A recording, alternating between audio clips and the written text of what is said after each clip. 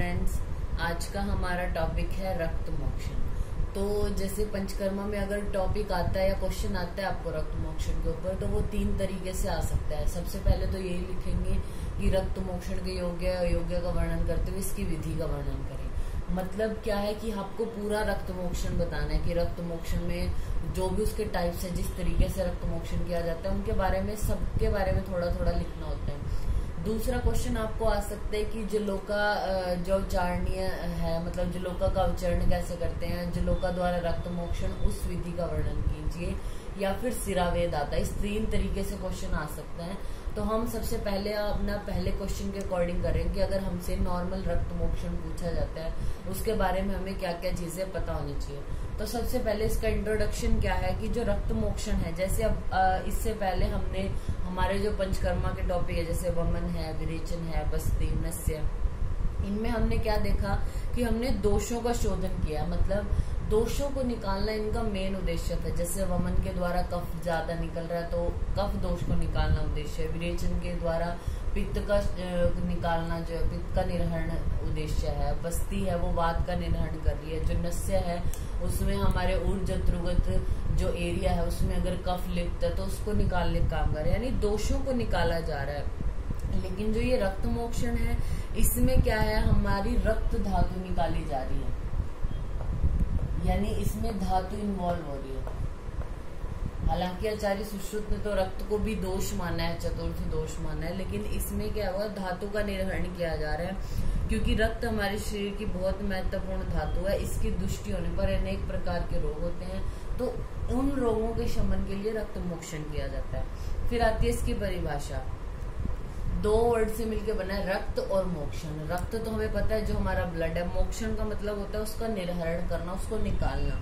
इसके और पर्याय शोणित मोक्षण, रक्त निर्हरण या रक्त हरण भी हो सकते हैं। तो शरीर के शोधन के लिए इसकी परिभाषा क्या है कि शरीर की शुद्धि के लिए और व्याधि के नाश के लिए जब हम रक्त को शरीर से मुक्त कराते हैं और रक्त का निर्हरण करते हैं तो उसको हम रक्त मोक्षण बोलते हैं। अब आता है जो रक्त मोक्षण, उसका महत्व क्या है, क्यों किया जाता है, रक्त क्या है हमारा, उसका कार्य क्या है। जैसे श्रेष्ठ कार्य उसका जीवन है, प्राणों को धारण करना है, शरीर का मूल भी कहा गया है रक्त को। तो रक्त क्या करता है, मांस धातु का पोषण कर रहा है, और धातुओं की भी पुष्टि कर रहा है, वर्ण का प्रसादन कर रहा है, ठीक है। तो इंद्रियां अपने जो भी विषय उनको ग्रहण कर रही है, सारा प्रोसीजर रक्त के द्वारा चल रहा है। तो अगर हम जठराग्नि भी दीप्त हो रही है, इससे समावस्था में रखता है जठराग्नि को, मतलब तो क्या है, ये सारी कंडीशन क्या है, रक्त के अंडर है। अगर ये रक्त दूषित हो जाए तो ये सारी प्रोसेसेस में चेंज आ जाएंगे। इनमें चेंज आएगा तो अनेक प्रकार की व्याधियां उत्पन्न होंगी। तो एक इतनी इंपॉर्टेंट धातु है, उसका ट्रीटमेंट क्या है, हमारा रक्त मोक्षण। और दूसरा, इसकी महत्वता को बताते हुए आचार्य सुश्रुत क्या बोलते हैं कि जो त्वचागत रोग है, ग्रंथि है, शोफ है और रक्त जन्य विकार, ये 4 कंडीशंस बताई हैं। त्वचागत रोग, ग्रंथि, शोफ और रक्त जन्य विकार उस व्यक्ति को नहीं होते जो समय समय पर, यानी जब उसको जरूरत है उसके शरीर को शोधन की, तो वो रक्त मोक्षण कराता है। तो इतनी इंपॉर्टेंस बता दी कि अगर आप ये रक्त मोक्षण प्रोसीजर कराते हो टाइम टू टाइम, तो आपको इस तरीके की डिजीजेस नहीं होंगी। फिर आगे आता है कि हमारा पहले तो रक्त दूषित ही क्यों हुआ, रक्त मोक्षण हम कर रहे हैं रक्त की दुष्टि के लिए, तो रक्त की दुष्टि हुई क्यों, तो रक्त दुष्टि के हेतु क्या है, जैसे उष्ण, तीक्ष्ण, अति मध्य का सेवन, अति लवण, क्षार, अग्नि, कटु द्रव्यों का प्रयोग करना, कुलत हो गया, निष्पाव हो गया, क्लीन आहार है जो तिल है, दधी, मस्तु, कांजी आदि का सेवन करना, अति गुरु, दिवा स्वप्न, वायु और आतप का अधिक सेवन करना, अत्यधिक क्रोध करना, शोक करना, अजीर्ण। और शरद ऋतु में तो रक्त मोक्षण अगर नहीं कराया तो उसका रक्त दूषित ही होगा। फिर आते हैं जो हमारा दूषित अभी रक्त हो गया है, इसके क्या लक्षण है। तो सबसे पहले ये अगर वात से दूषित हो जाए हमारा रक्त, तो क्या लक्षण होंगे, अरुणाभ, यानी जो वात के नॉर्मल कैरेक्टरिस्टिक है वो तो आएंगे कि अरुणाभ वर्ण का होगा, फेन युक्त होगा, पतला होगा, जल्दी ना जमने वाला, अस्कंदी वर्ड आता है कि जमता नहीं है वो। फिर आता है जमेगा तो सही लेकिन देर से जमता है, तो अस्कंदी वर्ड आता है। पित्त में क्या बोला है, पीले, नीले, हरित वर्ण का होगा, विस्त्र होगा, उष्ण होगा। और इसके लिए भी वर्ड लिखा है आचार्य सुश्रुत में, अस्कंदी होता है पित्त की वजह से जो दूषित हो रहा है। फिर आती है कफ दोष की वजह से, कफ दोष में क्या होगा, तंतु युक्त होगा, ईशित पांडु और घन होगा, गैरिक जल के समान होगा और देर से स्रवित होने वाला होगा जो कफज होगा, यानी गाढ़ा ज्यादा होता है इसलिए देर से श्राव होगा उसका। फिर हम आते हैं सन्निपातज की बात। तो इन्होंने बोला है कि तीनों दोषों के लक्षणों वाला होता है। मेन क्या है, कांजी जो है वो कांजी के समान वर्ण का है और दुर्गंधित बहुत ज्यादा होता है जो ये सन्निपातज है, ठीक है।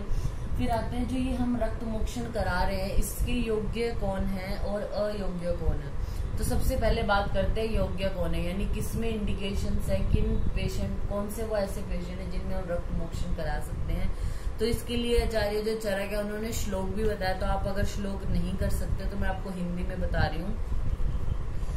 कौन कौन से रोग है, मुख पाक अक्षीराग पूति ग्राणस्य गंधिता गुल्म उपकुश विसर्प रक्त पित्त। यानी आपको याद रखने का तरीका क्या है कि जैसे रक्त दूषित हो रहा है तो जिनमें रक्त वर्ड लगता है, जैसे रक्त पित्त हो गया, रक्त प्रदर हो गया और बाकी रक्त में है, वात रक्त है, वो तो आप लिख ही सकते हो। उसके अलावा विद्रदी हो गया, गुरुगात्रता, पिपासा, व्यवर्ण्य, संताप, अति दुर्बल्य, अरुचि, विदाह, तिक्तमलोद्गार आर्य। जो क्रोध बहुत करता है उसको भी आप करा सकते हो रक्त मोक्षण।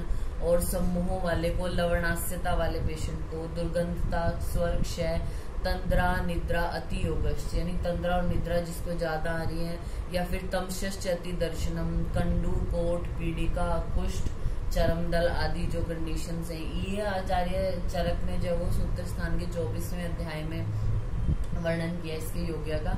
फिर हम बात करते हैं अयोग्य कौन है। तो इसका तो आप श्लोक याद कर भी सकते हो। अविश्राव्य यानी अविश्रावण करने योग्य कौन से हैं, सर्वांग शोफ, जिनकी पूरी बॉडी पे स्वेलिंग है,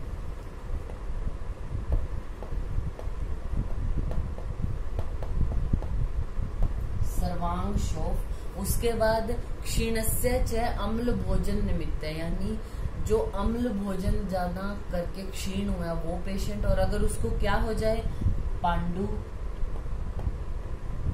रोग है, अर्श है, उदर है, शोष है, गर्भिणी है, श्वेतु है, उनको नहीं कराना। तो आप खुद सोच के देखो, जिसको पहले ही अनीमिया उसको क्या आप रक्त मोक्षण कराओगे। दूसरी इन्होंने कंडीशन बोली डिजीजेस में अर्श की, अर्श वाले का भी जैसे ब्लीडिंग पाइल्स होते हैं तो उसमें ब्लड लॉस हो ही रहा है तो उसका भी रक्त मोक्षण नहीं कराना। उदर रोगी है उसका भी नहीं कराना। शोष का पेशेंट है वो पहले ही सूखा जा रहा है तो शोष वाले को नहीं कराना।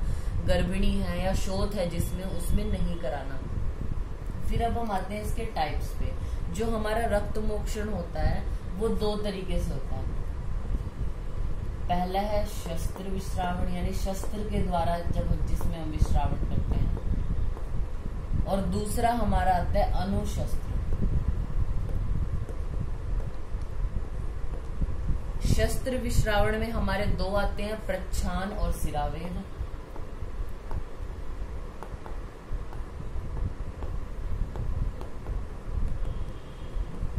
और जो हमारा अनुशस्त्र है उसमें हमारा आता है श्रृंग, जलोका, अलाबो और घटी यंत्र के द्वारा जो हम रक्त मोक्षण करते हैं, ठीक है। तो जो हमारा श्रृंग है, जैसे श्रृंग का प्रयोग हमें ये नॉर्मल पता होना चाहिए, जो श्रृंग है उसका प्रयोग हम वात दृष्टि में करते हैं। जो जलोका है उसका हम पित्त दृष्टि में करते हैं। अलाबू है वो कफ दृष्टि में यूज होगा। और सपोज पूरी बॉडी में ही हमारे सर्वागत दोष यानी पूरी बॉडी में फैल गए हैं दोष, तो हमें सिरावेद कराना होता है, ठीक है। प्रच्छान कब कराते हैं, उत्तान रक्त में, या फिर पिंडित अगर रक्त हो तो उसमें हमें प्रच्छान कराना है। ये हमने पढ़ लिया कि श्रृंग, जलोका, अलाबो आदि का प्रयोग कब किया जाता है।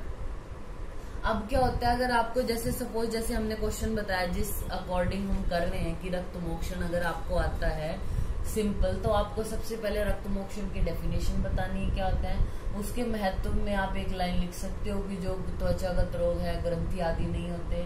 रक्त दृष्टि के हेतु लिखने के बाद, लक्षण लिखने के बाद योग्य अयोग्य और टाइप्स को अच्छे से एक्सप्लेन, मतलब इसका फ्लो चार्ट आप बना सकते हो जिससे सामने वाले को समझ में आए कि आप क्या कहना चाह रहे हो। और उसके बाद उसी के नीचे जैसे श्रृंग के नीचे लिख सकते हो वात दृष्टि में प्रयोग, जलोका पित्त दृष्टि में, अलाबू कफ में, जो हमारा सिरावेद है, इसका प्रयोग हम सर्वागत अगर दोष हो, प्रच्छान का पिंडित रक्त में किया जाता है। इस तरीके से आप इसको लिख सकते हो।